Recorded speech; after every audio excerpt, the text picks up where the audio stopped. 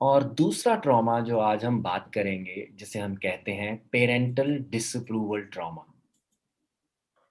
Parental disapproval trauma. तो parental शब्द कहाँ से बना है? ये हमारे पेरेंट्स से बना है। डिसअप्रूवल का मतलब कि जब पेरेंट से हमें मनाही मिलती है या पेरेंट से हमें स्वीकृति नहीं मिलती है। तो जो पेरेंट से स्वीकृति नहीं मिलती है, तो वो कहीं न कहीं ट्रॉमा का रूप ले लेती है। अब जैसे हर व्यक्ति अपने जीवन में 2 अच्छे इमोशंस को अनुभव करना चाहता है और ये 2 अच्छे अनुभव इमोशंस क्या होते हैं? एक होता है लव, जिसे हम प्रेम कहते हैं, और दूसरा होता है अप्रूवल, जिसे हम कहते हैं स्वीकृति। जिस रिश्ते में आपको प्रेम और स्वीकृति मिलेगी, वो आपका रिश्ता उतना ही स्ट्रॉन्ग, घनिष्ठ बनता जाएगा।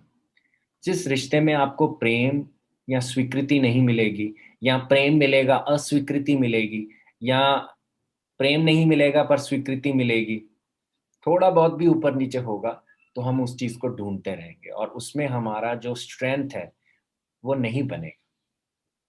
और यही चीज़ दोस्तों हम बचपन में अपने लिए ढूँढ रहे थे।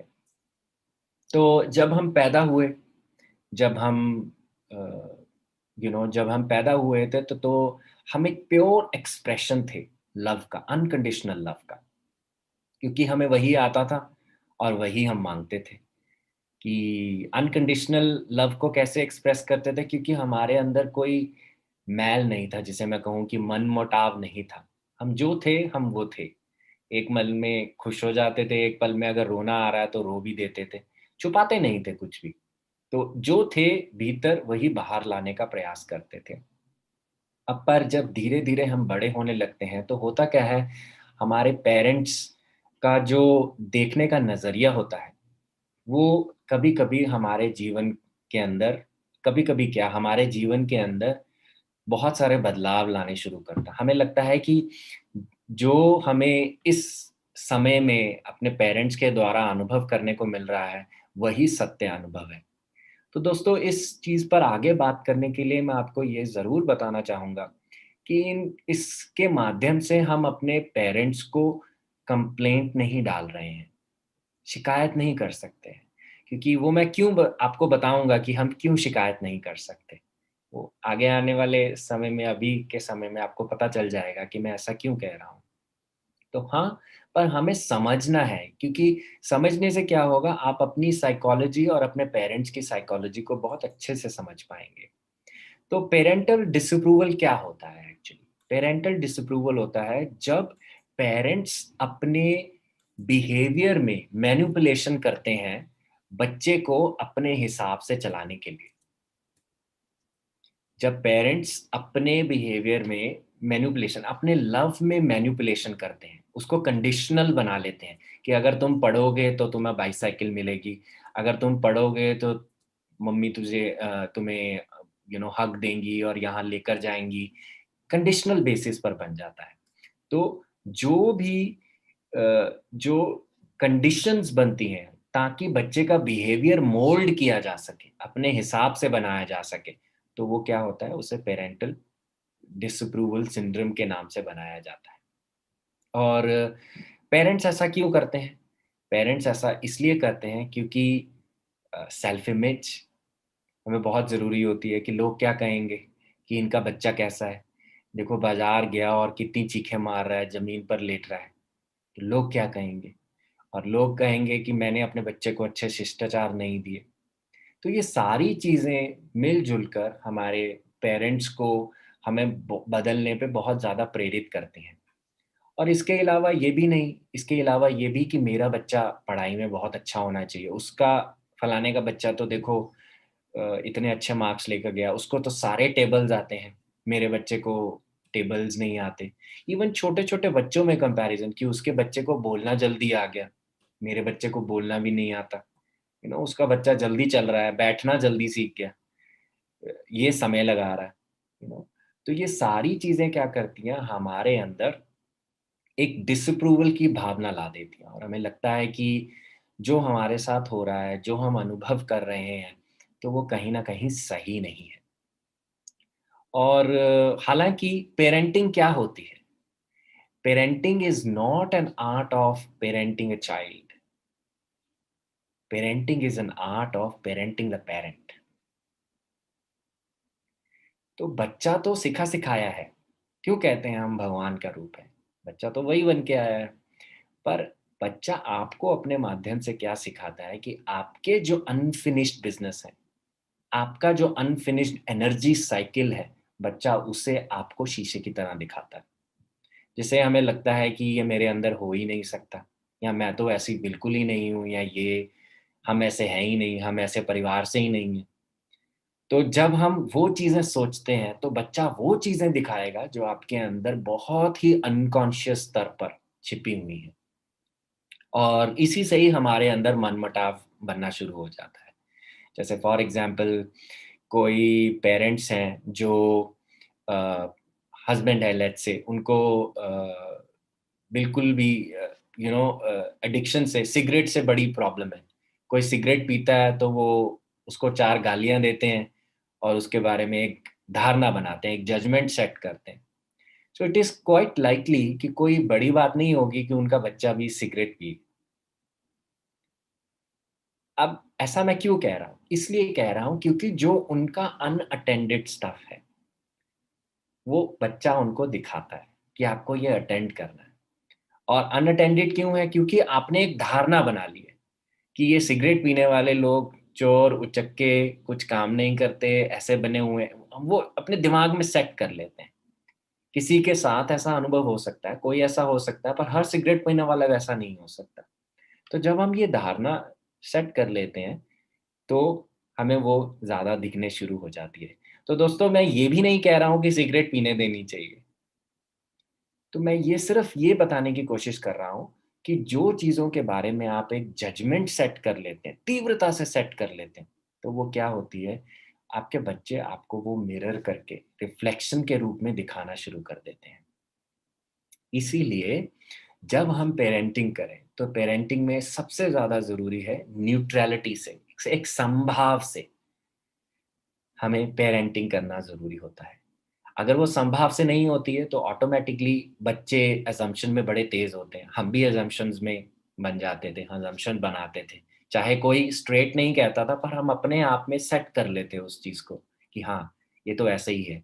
जैसे फॉर एग्ज़ाम्पल आप उठे और शाम को बच्चे सोते हैं। शाम को बच्चा उठा, उसने देखा मम्मी नहीं है। मम्मी जबकि हालाँकि पड़ोसी के घर में गई हैं, पर बच्चे के लिए मम्मी मुझे बता के नहीं गई हैं। तो इस चीज़ पर पहुँचने के लिए कि मम्मी मुझे प्यार नहीं करती, ज़्यादा समय नहीं लगता। और बहुत सारी चीज़ें जैसे हम छोटे-छोटे झूठ बच्चों से बोलते हैं, मैनिपुलेट करते हैं। हम अपनी तरफ से तो बच्चों को सेट करने का प्रयास करते हैं, पर मैनिपुलेशन करते हैं। जैसे फॉर एग्ज़ाम्पल कि कोई बच्चा कोई चीज़ पूछे और हम उसको घुमा-फिरा के कुछ और चीज़ बना के बोल दें। जबकि जो एक्चुअल होनी चाहिए वो चीज़ उसके हिसाब से नहीं बता सकते। मैं अभी मुझे याद है जब मैं अपनी माँ को छोटे होते पूछता था कि मैं कैसे आया? तो मेरा जन्म कैसे हुआ? तो मेरी मम्मी मुझे बताती थी कि मैं हमारे घर के पास एक मंदिर था, कि मैं वहाँ गई और वहाँ हनुमान जी की प्रतिमा थी। तो उन्होंने कहा कि बस मैंने ऐसे किया और तुम हनुमान जी के चरणों में से निकले और मेरे हाथ में आ गए। तो कितनी देर तक वो दिमाग में मेरे सेट हो गया। तो हालाँकि ये बताना बुरी बात नहीं है, बिल्कुल अपने स्तर पर जैसे-जैसे बच्चा बड़ा होता है, उसके स्तर के हिसाब से उसको उत्तर देना बहुत ज़रूरी होता है।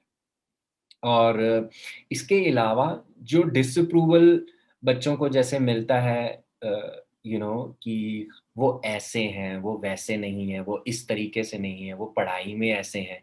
तो ये सारी चीज़ें कहीं न कहीं हमारे सेल्फ कॉन्फिडेंस, हमारे सेल्फ एस्टीम पे घाव करती हैं।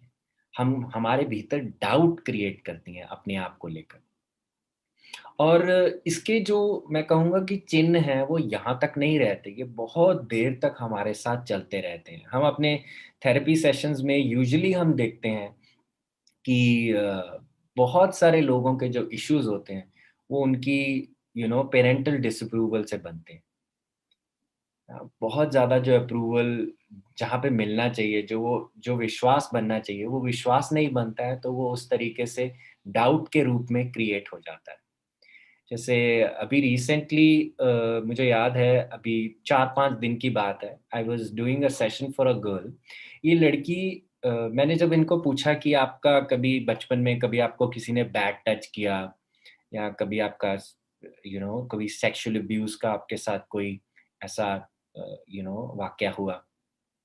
तो उन्होंने मुझे बताया कि ऐसा कभी हुआ तो नहीं है, पर हाँ, एक चीज़ जो मेरे साथ होती थी वो ये थी कि मेरी मम्मी मुझे हेयर कट करवाने के लिए एक हेयर ड्रेसर के पास लेकर जाती थी और मैं कहती थी कि मुझे इस हेयर ड्रेसर के पास जाना ही नहीं है, इनके पास नहीं जाना है। पर वो तब भी मुझे लेके जाती थी और हेयर ड्रेसर पे क्या होता है कि जब आप छोटे बच्चों को एक चेयर पे बिठाते हैं, तो एक नीचे स्टूल रखा जाता है, उस स्टूल के ऊपर बच्चों को बिठाया जाता है ताकि उस चेयर के लेवल को वो साथ आ सकें।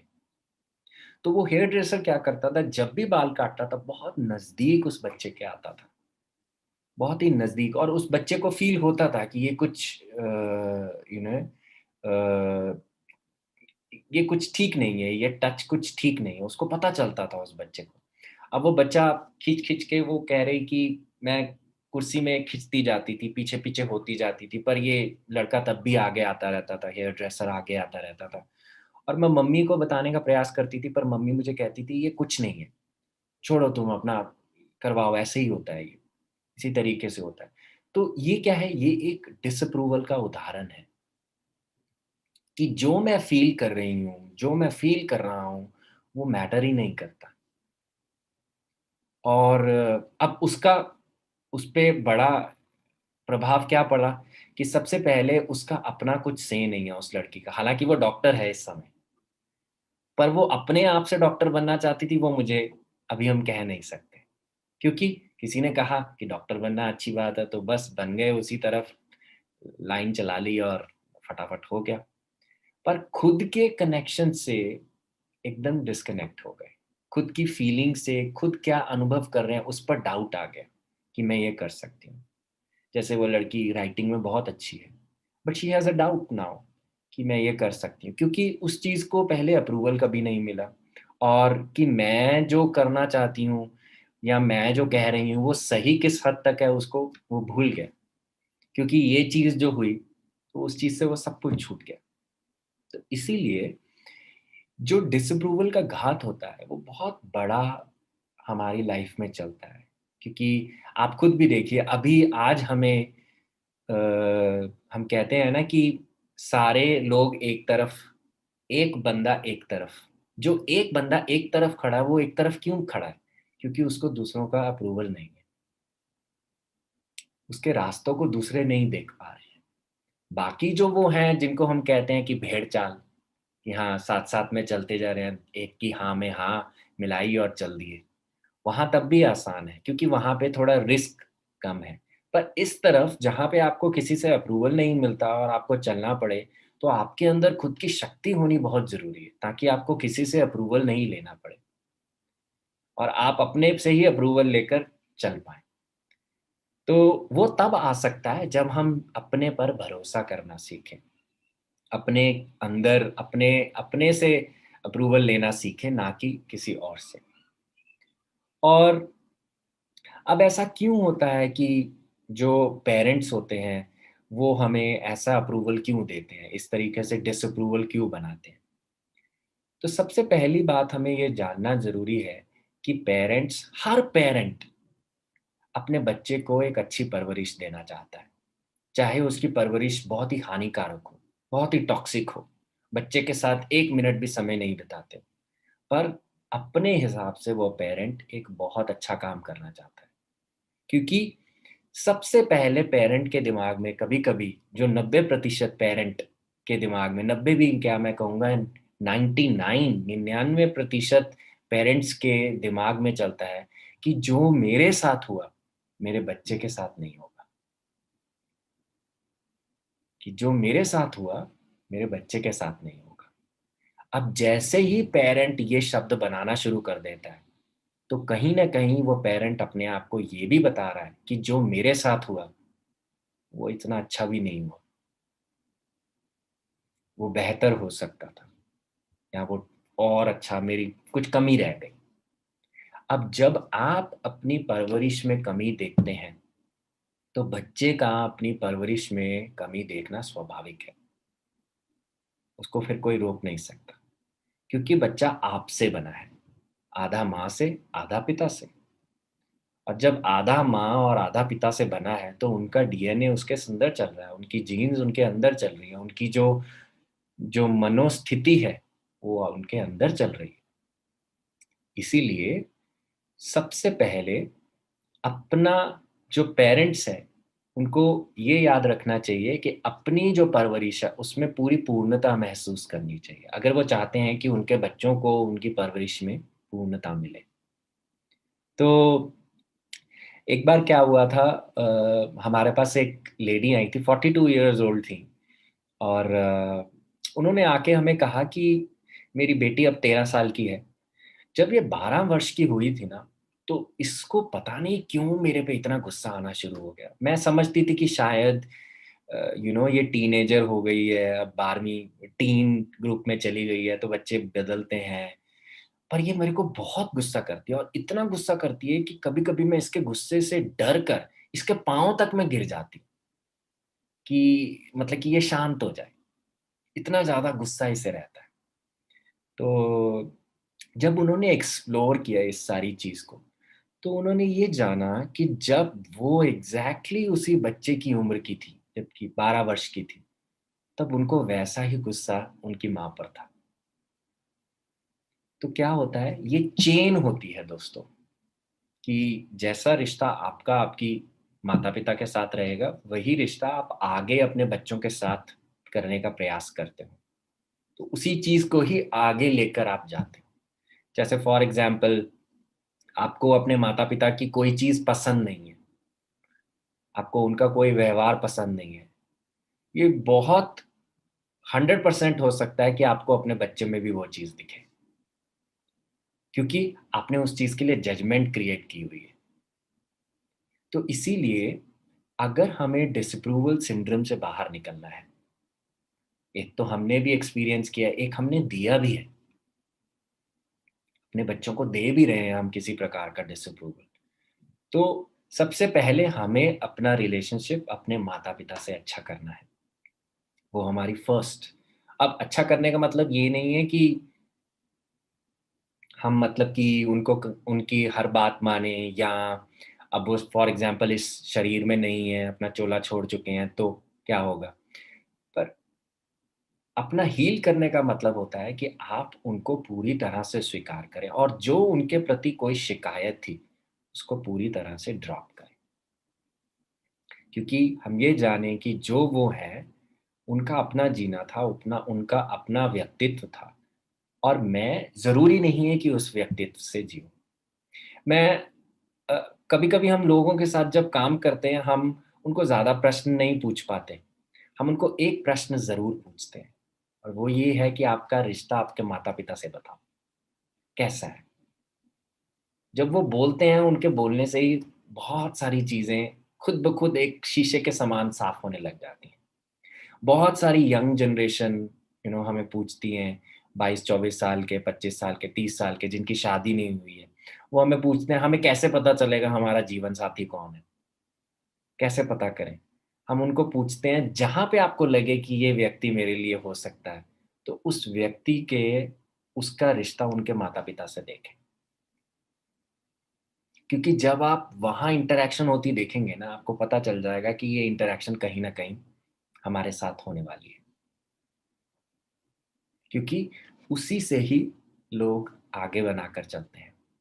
और जो लोग अपने जैसे माता-पिता से दूर जाना चाहते हैं, जैसे मैं आपको लाइफ़ एग्ज़ाम्पल से बताना चाहता हूँ, ताकि आपको डायनामिज़्म में समझ आए कि ये ना ज़्यादा पास होना, ना ज़्यादा दूर होना, दोनों ही काम नहीं करता है। जैसे फॉर एग्ज़ाम्पल, एक बच्चा है, एक लड़का है, वो सारा दिन उसकी माँ ने, जैसे फॉर एग्ज़ाम्पल एक सिंगल पैरेंट थी, उसका सेवा किया, लालन-पालन किया, बच्चे को बढ़ाया, बच्चा बड़ा हो गया, बच्चे की शादी हो गई।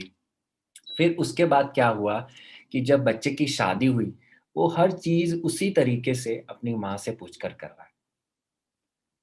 अब इस बच्चे के साथ क्या होता है, कहीं न कहीं वो ममाज़ बॉय का रूप ले लेता है।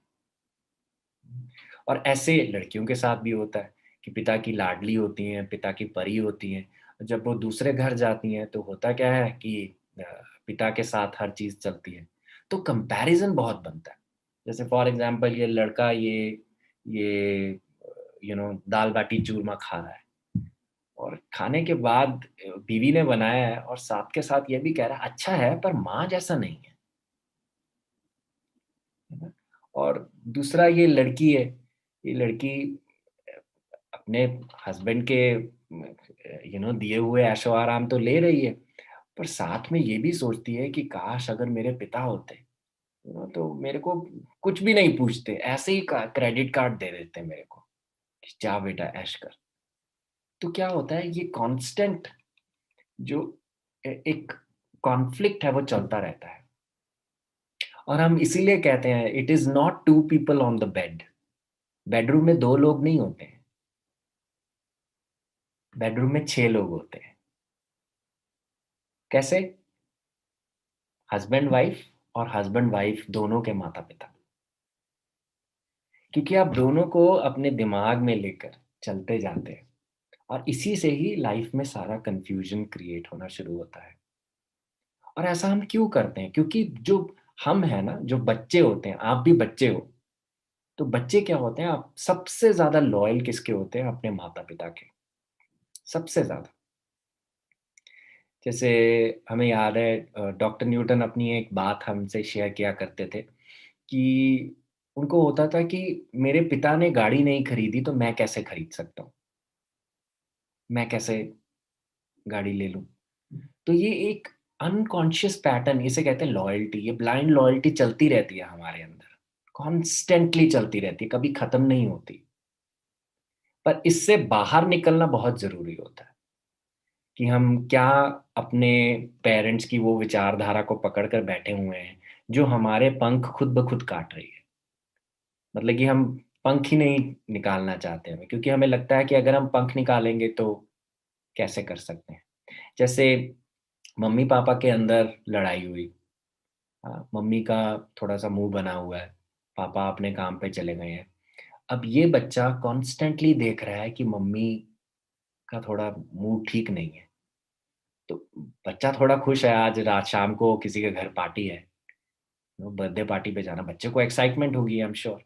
पर बच्चा माँ को देख के अपना जो खुशी है दबाता जा रहा है, ये क्या है? तो क्या है अपनी चीज़ को वो स्टॉप कर रहा है क्योंकि मैं कैसे खुश रह सकता हूँ अगर मम्मी खुश नहीं है तो? मम्मी अगर दुखी है मम्मी तो मैं कैसे खुश रह लूँ?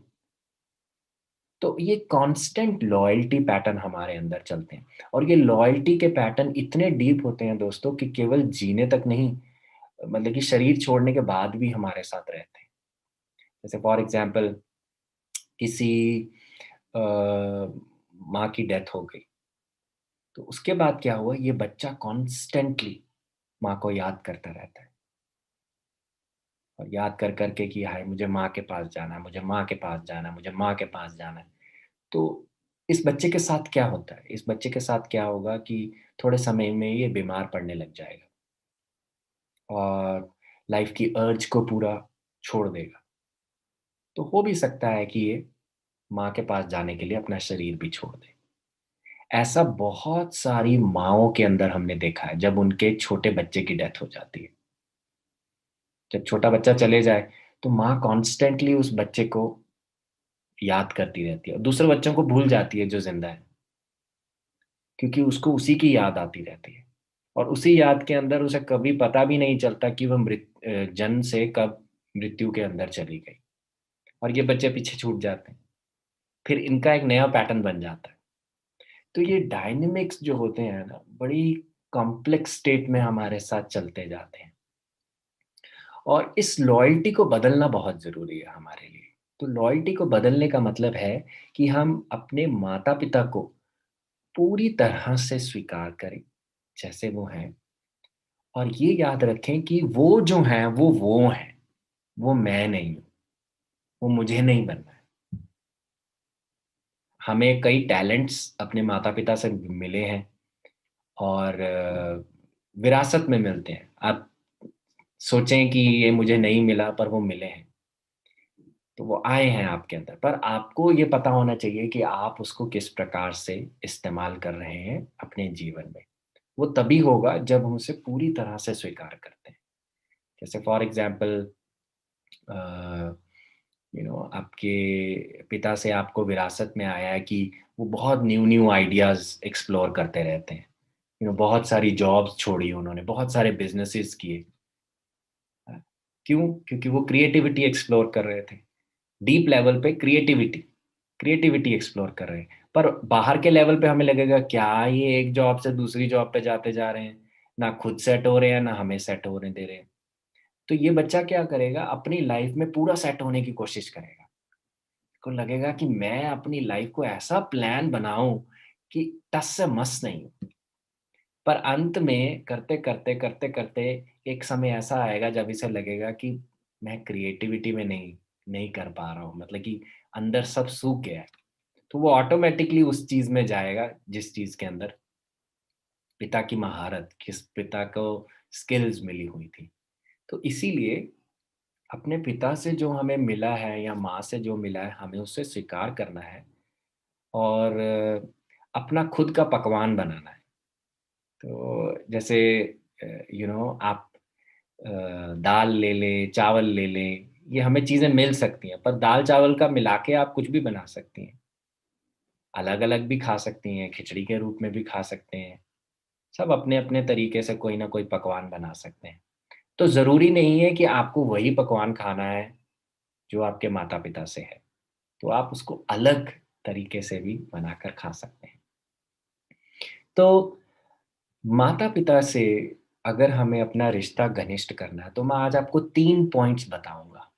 जो 3 पॉइंट्स हम सबको उस चीज़ पर काम करना अगर आप ये 3 पॉइंट्स पे काम करते हैं, तो मैं आपको कहता हूँ कि आप बहुत-बहुत गूढ़ तरीके से अपना रिश्ता अपने माता-पिता से बहुत अच्छा कर सकते हैं।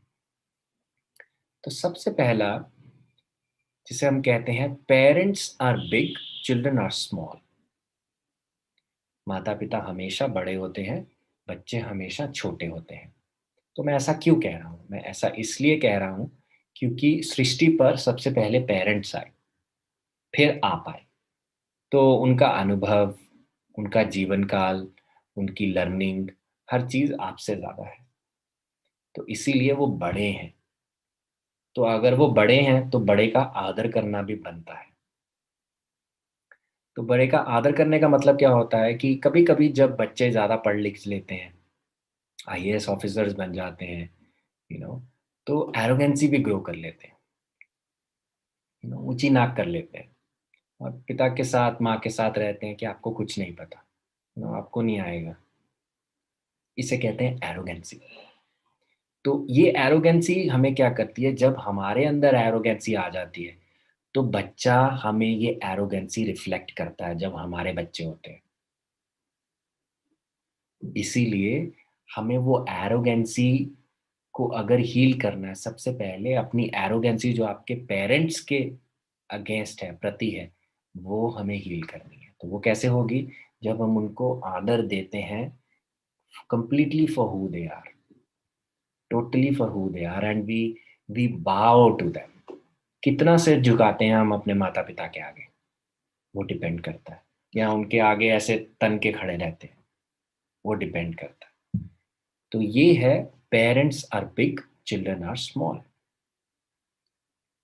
दूसरा जिसे हम कहते हैं कि parents give, children receive and children have obligations. तो पेरेंट्स हमेशा ऐसे रहेंगे और बच्चे हमेशा ऐसे रहेंगे। ये उल्टा कभी नहीं हो सकता। अगर आप उल्टा करने का प्रयास करेंगे, जैसे आपके पिता ने आपको एक जब आप कॉलेज जा रहे थे, एक बहुत अच्छी कार ले दी। आपने जब आप बड़े हुए, कमाने लगे, आपने 1 की बजाय 5 कार ले दी उनको। और फिर एक बार पिता ने आपको यूएस का ट्रिप दिया था, जब आप बड़े हो रहे थे। आप बड़े होकर उनको पूरे 7 कॉन्टिनेंट्स का ट्रिप दे दिए आप। तो आप उनसे ज़्यादा करने का कोशिश कर रहे हैं, विच आप ज़रूर कर सकते हैं, पर आप तब भी उनके दिए हुए कर्ज को पूरा नहीं कर सकते। क्यों नहीं कर सकते?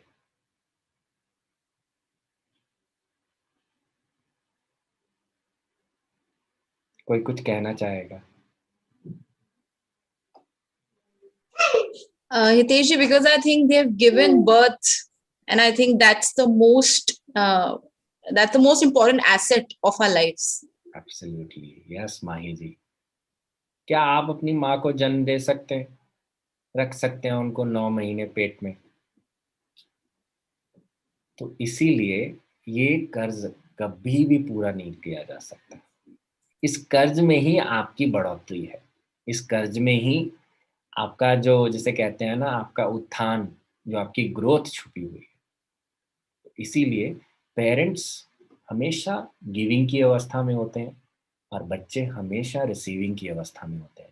बच्चे की जो स्थिति होती है वो ये होती है कि बच्चे के ऊपर कुछ ज़िम्मेदारी है, ऑब्लिगेशंस हैं, और वो ऑब्लिगेशंस क्या हैं कि जब मेरे माता-पिता को कुछ किसी चीज़ की ज़रूरत है, तो वो मैं मतलब कि मैं कर पाऊँ, मैं उनके साथ हूँ। जैसे बुढ़ापे में माता-पिता को ज़रूरत हो सकती है आपकी, तो थोड़ा बनता है। मैं ये नहीं कह रहा कि होना चाहिए, पर उस तरीके से कुछ ना कुछ हमारी कोई ज़िम्मेदारी है बच्चों की, तो वो ज़िम्मेदारी को हमेशा देखना चाहिए। इसे कहते हैं parents give, children receive. And the third thing that we say is whatever belongs to parents belongs to them personally. So whatever belongs to parents, it belongs to them personally. इसका क्या मतलब है? इसका मतलब ये है कि अपने जीवन काल में आपके माता-पिता ने जो भी कमाया, वो उनका है, आपका नहीं है। अब आप भी खुद देखते होंगे कि कितने प्रॉपर्टी इश्यूज़ होते हैं, कितनी लड़ाइयाँ होती हैं बच्चों के अंदर माता-पिता की प्रॉपर्टी को लेके। तो ये क्या है? जो चीज़ आपने कमाई नहीं है और आप अपना हक माँग रहे हैं, ये कहाँ की समझदारी है? केवल इसी चीज़ पर कि हाँ, मैं अपने माता-पिता से पैदा हुआ हूँ, तो उनका सारा कुछ मेरा है, ये कोई ज़रूरी बात नहीं है। और आप देख सकते हैं, जब हम बच्चे इस चीज़ में आ जाते हैं, टेकन फॉर ग्रांटेड की सिचुएशन में होते हैं, कि I can take it for granted, ये तो सारा मेरा है, ये 200 एकड़ की ज़मीन मेरी है।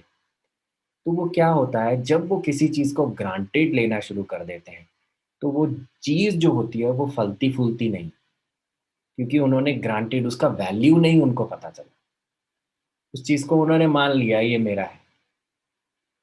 तो इसीलिए अगर पेरेंट्स देना चाहें, अगर अगर आपको देना चाहें वो चीज़, वो दान कर दें वो उनकी अपनी मर्ज़ी।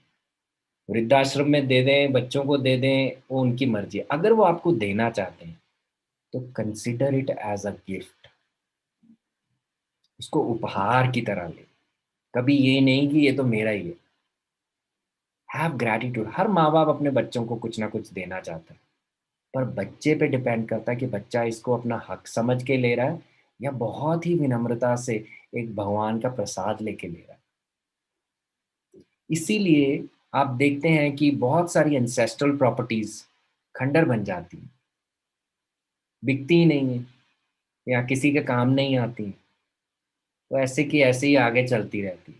क्यों होता है? क्योंकि जो उसमें रहने वाले थे, वो उस चीज़ का वैल्यू नहीं क्रिएट कर पाए। उसको गिफ्ट के रूप में, उपहार के रूप में नहीं देखता। तो इसीलिए हमें उस चीज़ को as you know as as a gift if they have chosen to give it to us, अगर वो मान लेते हैं कि हाँ, उनको हमें देना है और तो हमें बिल्कुल उसे उपहार की तरह ही लेना है। तो ये है तीसरा। तो पहला जिसे हम कहते हैं कि you know parents give, children receive. Second, parents are big, children are small. Third is what belongs to parents, it belongs to them personally. चौथा, चौथा जिसे हम कहते हैं कि most toxic parents also are the best set of parents. कि अगर आपको लगता है कि मेरे पेरेंट्स बहुत ही टॉक्सिक थे, तो जान जाइए वो ही आपके लिए बेस्ट थे, इसीलिए वो आपके साथ है। तो just give me a minute.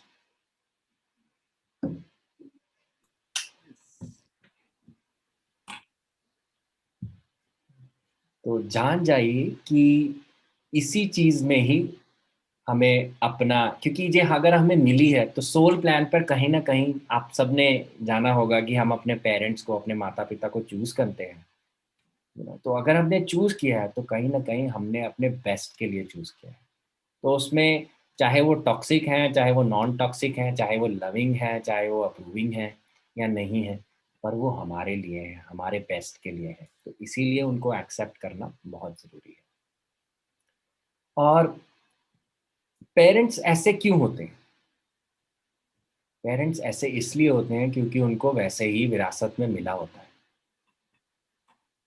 बहुत कम होता है कि पेरेंट्स अपने से बाहर के पेरेंटिंग स्टाइल को पिक करें जो उनको मिला है। जैसे मेरी माँ को छोटे होते बचपन में पिटाई होती थी क्योंकि पढ़ाई थोड़ी ठीक नहीं होती थी, क्योंकि मेरी मम्मी को पढ़ाई में ऐसे ही मिला मेरी नानी से, कि उनको समझ नहीं आया, उनको लगा कि बच्चे को पढ़ाने का तरीका यही है, पर कोई और तरीका भी हो सकता था, किसी ने बताया ही नहीं।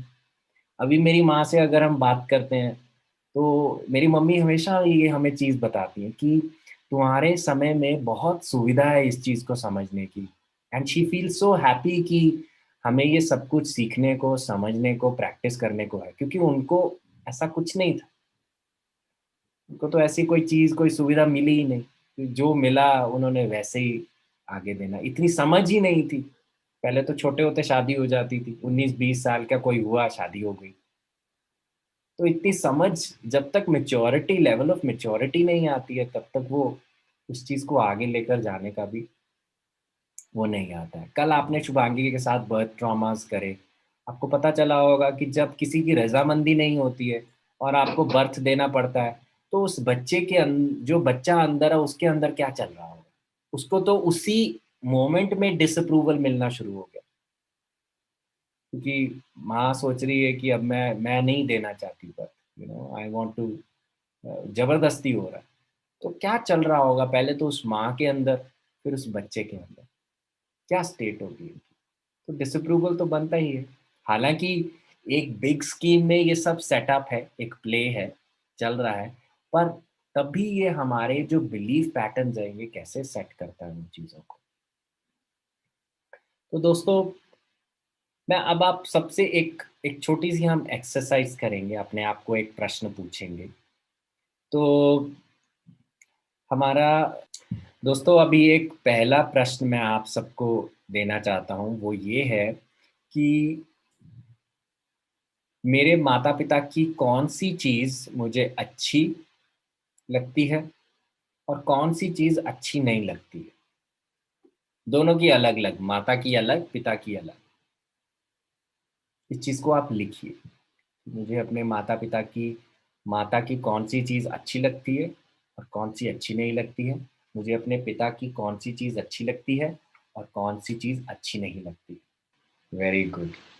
तो दोस्तों, अब मैं चाहता हूँ कि आप ये देखें कि ये दोनों चीज़ें, अच्छी लगने वाली और ना अच्छी लगने वाली, आपके अंदर, आपके पेरेंटिंग में कितनी दिखती हैं।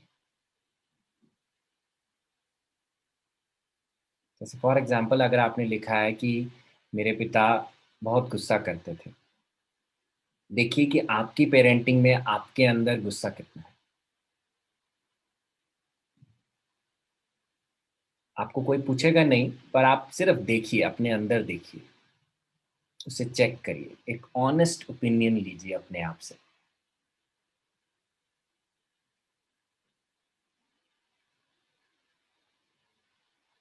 कि आप वही चीज़ अपने बच्चे के साथ कैसे कर रहे हैं। शायद हो सकता है कि उसकी वेशभूषा बदल गई हो, पर उसका जो उसका जो सेंटर है वही रहेगा।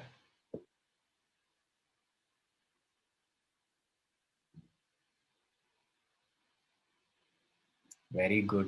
देखिए, अपना एनालिसिस भी सब अपने आप कितना अच्छा कर रहे हैं कि पिता पैसा थोड़ा कंजूसी में रखते थे और कैसे मैंने भी उसको उसी तरीके से करना शुरू किया। मेरे पिता ने मुझे कहा पैसे पेड़ों पर नहीं लगते, तो मैं अपने बच्चों को क्या वो कह रहा हूँ, पैसे पेड़ों पर नहीं लगते।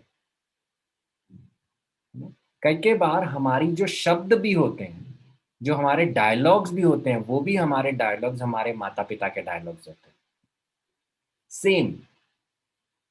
सो ना चाहते हुए भी हम उनकी तरह बन जाते हैं, क्योंकि हमें लगा कि मुझे वो नहीं अपने बच्चों को देना जो मुझे मिला। तो ना चाहते हुए भी देखो हम कैसे उस चीज़ को अपने आप ही साइलेंटली जी लेते हैं।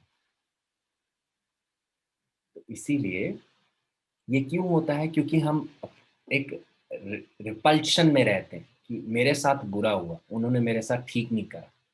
तो अगर हम चाहते हैं इस तरफ अच्छा हो, बच्चे के और मेरे रिलेशनशिप में अच्छा बने, तो मुझे और अपने माता-पिता के रिलेशनशिप को अच्छा करना है, ठीक करना है। नहीं तो उसके बिना हम आगे नहीं चल सकते। और ये माता-पिता का रिलेशनशिप एक ऐसा रिलेशनशिप है, जिसकी छाप आपके हर रिलेशनशिप में दिखेगी, हर रिलेशनशिप में। चाहे आप शादी करें, ममाज़ बॉयज़, पापाज़ डॉटर, मैंने आपको वो भी एग्ज़ाम्पल दे दिया। पेरेंटिफ़िकेशन इसे कहते हैं कि आप अपने एक पेरेंट की जगह पर चले जाते हैं। स्पाउसिफ़िकेशन होता है कि आपके माता-पिता आपके स्पाउस का काम करते हैं, उसकी एनर्जी फ़ील्ड में खड़े हो जाते हैं। ये तब होता है जब हम उनसे ओवर अटैच्ड इन चीज़ों में जुटे रहते हैं। तो इसीलिए माता-पिता को अपने साथ रखना बहुत ज़रूरी है, उनका आदर करना बहुत ज़रूरी है, उनसे प्रेम करना बहुत ज़रूरी है, और उसके साथ-साथ ये भी जानना ज़रूरी है कि वो अलग हैं और हम अलग हैं। हम अपने जीवन से अलग से जी सकते हैं। तो दोस्तों, अब मेरा एक और प्रश्न है आपसे। मेरा वो प्रश्न है, 2 प्रश्न होंगे कि मेरी ऐसी कौन-सी चीज़ मेरी माता डिसअप्रूव करती थी और मेरी ऐसी कौन-सी चीज़ मेरे पिता डिसअप्रूव करते थे? तो अब आप इन चीज़ों पर सोचिए,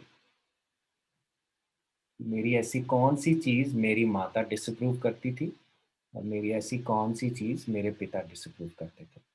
दोस्तों, इन प्रश्नों को अगर आप अपने लिए उत्तर देंगे, तो मैं ये आपको ज़रूर कह सकता हूँ कि आपको अपने बारे में बहुत कुछ पता चलेगा, आपको अपने पैटर्न्स के बारे में, क्योंकि ये सीक्वेंस में सेट किए गए हैं क्वेश्चन, तो वेरी साइंटिफिकली मेड। सो ज़रूर अटेम्प्ट करें इन प्रश्नों को अपने लिए कि मेरे अंदर कोई मेरा जो ऐसा कोई बिहेवियर था, कोई मेरी ऐसी चीज़ थी जो माता डिसअप्रूव करती थी और मेरे पिता डिसअप्रूव करते थे। Very good. आप अपने बच्चे में क्या चीज़ डिसअप्रूव करते हैं?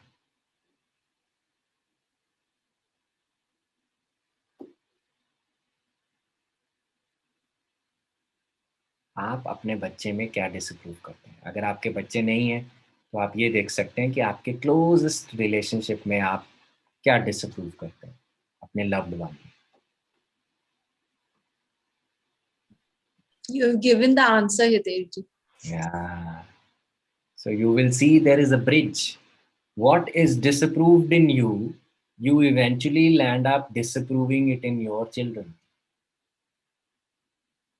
आप वही चीज़ अपने बच्चों में उस चीज़ की खामी निकालना शुरू कर देते हैं। तो अल्टीमेटली हो क्या रहा है, there is a silent voice of parents, और ये कहाँ से आ रही है? डिसअप्रूवल। पहले हमें लव को मैनिपुलेट किया गया ताकि हमारा बिहेवियर मैनिपुलेट हो, हम उनके हिसाब से चलें, उनके हिसाब से मोल्ड हों। अब हम उसी चीज़ को, उसी पेरेंटिंग स्टाइल को पिक करके अपने बच्चों को उस चीज़ में लेकर जा रहे हैं। तो ये क्या है? It is linked. अब मैं चाहता हूँ कि जो आपने फर्स्ट क्वेश्चन आंसर किया था कि रादर सेकंड क्वेश्चन, कि आपके मम्मी आपके अंदर क्या डिसअप्रूव करती हैं और आपके पिता आपके लिए क्या डिसअप्रूव करते हैं, उससे फिर आगे चलेंगे कि उनके डिसअप्रूवल से आपने क्या डिसीजन अपने लिए लिया। आपको भी अपने बारे में कुछ समझ आया होगा कि अगर मेरी मम्मी ये चीज़ मेरे में पसंद नहीं करती, तो इसका मतलब क्या है? तो आपका क्या मतलब था? आपने कोई assumption बनाई है, आपने कोई डिसीजन बनाया अपने लिए।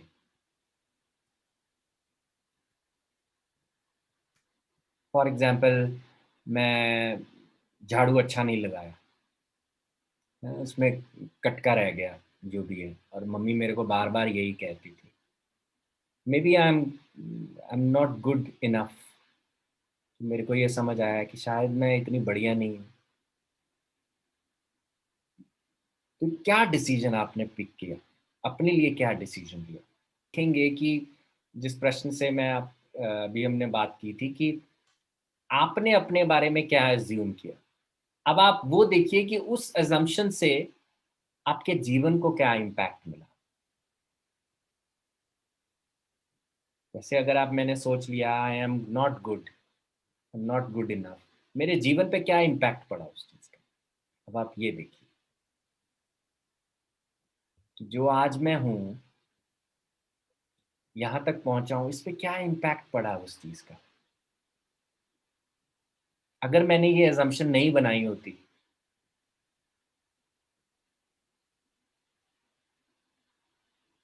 शायद मैं वही करता जो मैं करता शायद, पर उस मेरी स्पेस एक एलिवेटेड स्पेस हो सकती थी, एक लविंग स्पेस हो सकती थी, एक बेटर स्पेस हो सकती थी। तो यही, ये डिसअप्रूवल के कारण हम जो गुजरते हैं, because disapproval of parents somewhat we begin to disapprove ours. क्योंकि पेरेंट्स एक ऐसी अथॉरिटी होती हैं कि मतलब कि जो वो कह देते हैं हमारे लिए it's like engraved in stone monuments, पत्थर की लकीर बन जाता है वो। और क्योंकि वैलिडेशन उधर से नहीं आती, तो वैलिडेशन हम खुद को नहीं दे पाते। और हमें इससे बाहर कैसे निकलना है? हमें इससे बाहर निकलना है, जैसे मैंने फिर से बताया, कि हमें ये बताना है खुद को कि जो उनका हुआ वो उनके साथ है। तो हमें वो ज़रूरी नहीं है कि उस चीज़ को जीना है, हम कुछ और जी सकते हैं। हम अपने पैटर्न्स को देखिए, आज अब के बाद क्या होगा, आपको पता होगा सबको कि मेरे कौन से पैटर्न्स कॉन्शियसली अनकॉन्शियसली मेरे पेरेंट्स से आते हैं। क्योंकि आज आपने इन क्वेश्चंस पे थोड़ा अपने आप को समय बीत दिया है। तो अब क्या होगा, अगर आपको जीवन को किसी और तरीके से उस चीज़ को करना है, आप कर सकते हैं। क्योंकि आप कह सकते हैं कि हाँ, मैं खामी निकालने की बजाय मैं किसी और तरीके से कुछ कर सकते। तो क्या होगा, ऑटोमैटिकली आप पैटर्न ब्रेक करेंगे, you are breaking the chain. और आप चेन ब्रेक करेंगी तो इससे बड़ी चीज़ क्या होगी? आपने तो सारा चेन तोड़ दिया फिर, यानी कि। So each one of us is sitting at a powerful place. Native Americans कहते हैं कि जब एक इंसान अपने आप को हील करता है, वो अपनी 7 पुश्तें आगे और 7 पुश्तें पीछे की हील करता है। तो कितनी इंपॉर्टेंट प्लेस पे हैं आप। जब आप अपना पैटर्न देखने का, बोलने का, करने का बदलेंगी, आप अपने कुल के कुल तार देंगी।